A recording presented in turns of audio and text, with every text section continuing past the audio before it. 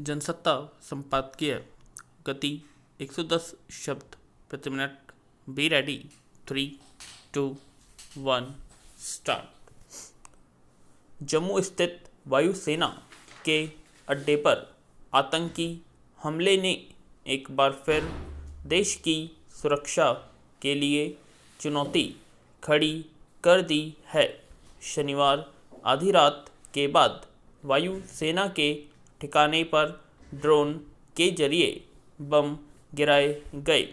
यह पहला मौका है जब आतंकी हमले में ड्रोन का इस्तेमाल हुआ है। यह मामला गंभीर चिंता का विषय है, इसलिए कि किसी सैन्य अड्डे जैसे संवेदनशील ठिकाने को ड्रोन के जरिए निशाना बनाया गया। इससे यह भी स्पष्ट हो चला है कि आतंकी अब घात लगाकर हमला करने के बजाय अत्याधुनिक तकनीक काम ले रहे हैं। कश्मीर में आतंकियों के सफाये के लिए सेना ने जिस तरह से अभियान छेड़ रखा है, उससे आतंकियों के हौसले पस्त पड़े हैं। इसलिए हमले करने के लिए अब वे नए नए तरीके आजमा रहे हैं। कहने को जम्मू कश्मीर और इससे लगी पाकिस्तान सीमा पर कड़ी चौकसी है। चाक चौबंद सुरक्षा के दावे हैं। सेना, अर्धसैनिक बल, स्थानीय पुलिस सहित सारे बल दिन रात कड़ी सुरक्षा में लगे हैं। इतना सब कुछ होते हुए भी अगर ऐसे हमले हो जाएं, तो सुरक्षा के मसले पर सवाल तो खड़े होंगे ही। पैरा जो भी हो, ड्रोन हमले में यह आशंका गहराने लगी है कि ऐसे हमले कहीं आए दिन की घटना न बनने लगें। सैन्य ठिकानों की सुरक्षा व्यवस्था कोई मामूली नहीं होती। ऐसे में कहीं से ड्रोन आने की भनक भी न लग पाना हैरान करने वाली बात है। अभी तो यही पता नहीं चल सका है कि ड्रोन आए कहां से और हमला करके कहां लौट गए। हालांकि वायुसेना ने अभी तक इसे आतंकी हमला नहीं कहा है, जबकि जम्मू कश्मीर के पुलिस महानिदेशक ने इसे आतंकी हमला बताया है।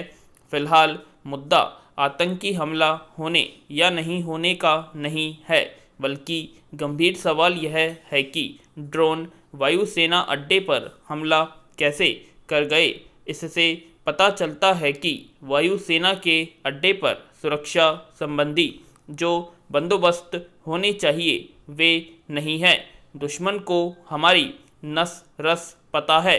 बताया जा रहा है कि सीमा पर लगे रडार ड्रोन का पता नहीं लगा पाते, इसलिए ऐसी रडार प्रणाली लगानी होगी जो चिड़िया के आकार वाले ड्रोन का भी पता लगा ले। देश के कई वायु सेना अड्डों पर एंटी ड्रोन प्रणाली लगी है, लेकिन जम्मू के इस वायुसेना अड्डे पर यह नहीं है।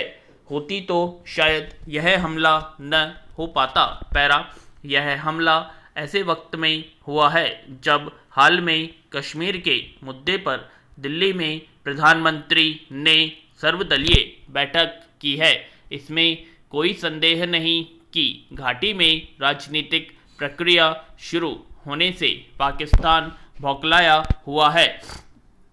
इसमें भी कोई शक नहीं कि ड्रोन हमले जैसी करतूत किसी आतंकी संगठन की रही होगी, जिसे पड़ोसी देश से हर तरह की मदद मिल रही होगी।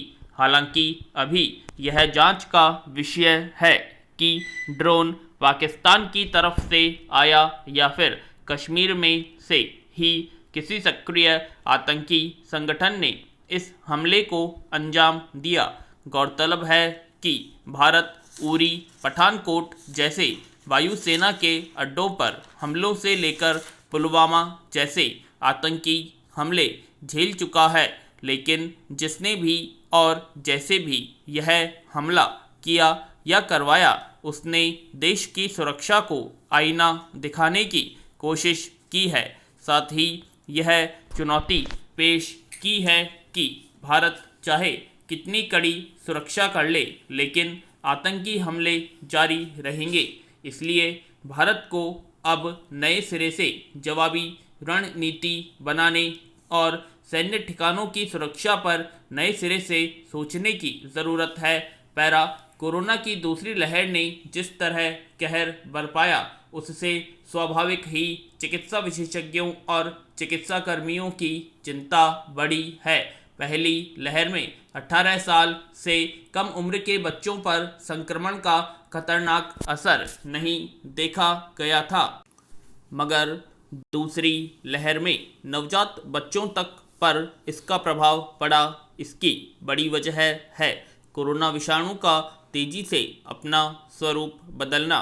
दूसरी लहर में इसका डेल्टा स्वरूप उभरा तो अब उसने बदलकर उससे भी खतरनाक स्वरूप ग्रहण कर लिया है। फिलहाल उससे संक्रमित मरीजों की संख्या कम है, पर उसका खतरा लगातार बढ़ रहा है। ऐसे में बच्चों की सेहत को लेकर चिंता गहरी हुई है। कोरोना से पार पाने का मुख्य हथियार फिलहाल टीकाकरण माना जा रहा है, मगर भारत में 18 साल से कम उम्र के बच्चों के लिए अभी तक टीका उपलब्ध नहीं था।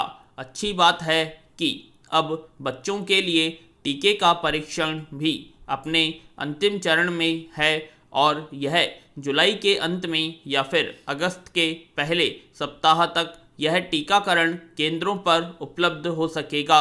कोविड-19 कार्य समूह के प्रमुख ने आश्वस्त किया है कि जाइडस कैडिला का जाइकोव डी नामक यह टीका जुलाई के बाद अगले 1-2 महीने के भीतर 12 से 18 वर्ष आयु वर्ग के कम से कम 1 करोड़ बच्चों को लगाया जा सकेगा।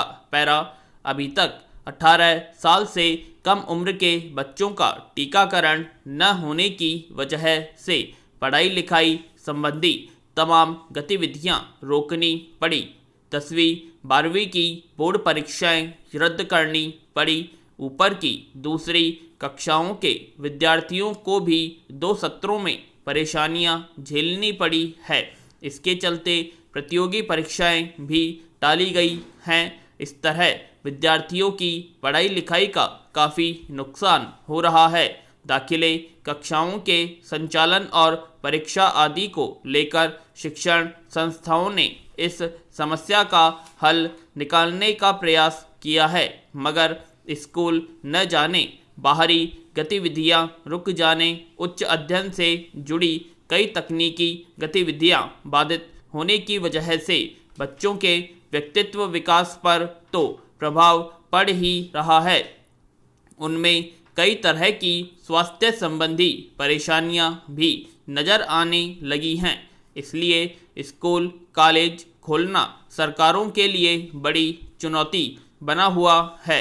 अभी तीसरी लहर की आशंका जताई जा रही है, जिसमें बच्चों पर खतरनाक प्रभाव पड़ने को लेकर चिंता व्याप्त है, मगर स्वास्थ्य मंत्रालय ने कहा है कि बच्चों का टीकाकरण शुरू होने के बाद पढ़ाई लिखाई संबंधी गतिविधियों को सुचारू बनाने पर विचार किया जा सकता है। कोरोना विषाणु के बदलते स्वरूप की वजह से संक्रमित लोगों के शरीर में कई चिंताजनक और लंबे समय तक बनी रहने वाली स्वास्थ्य संबंधी समस्याएं भी उभर रही हैं। ऐसे में अगर किसी व्यक्ति को कम उम्र में ही इसका संक्रमण हो जाता है और जैसा कि तीसरी लहर में कोरोना के बदले स्वरूप के ज़्यादा खतरनाक ढंग से सिर उठाने की आशंका व्यक्त की जा रही है, तो कई लोगों को जीवन भर उन परेशानियों का सामना करना पड़ सकता है। अभी बहुत सारे माता पिता के लिए समस्या यह है कि कब तक बच्चों को घर की चारदीवारी में कैद करके रख सकते हैं। बच्चे उस तरह सावधानी भी नहीं बरत पाते जैसे अधिक उम्र के लोग बरतते हैं। इसलिए 18 वर्ष से कम उम्र के बच्चों के लिए टीकाकरण अभियान की शुरुआत से निस्संदेह लोगों को राहत मिलेगी और सुरक्षा का चक्र कुछ और मजबूत होगा। विराम।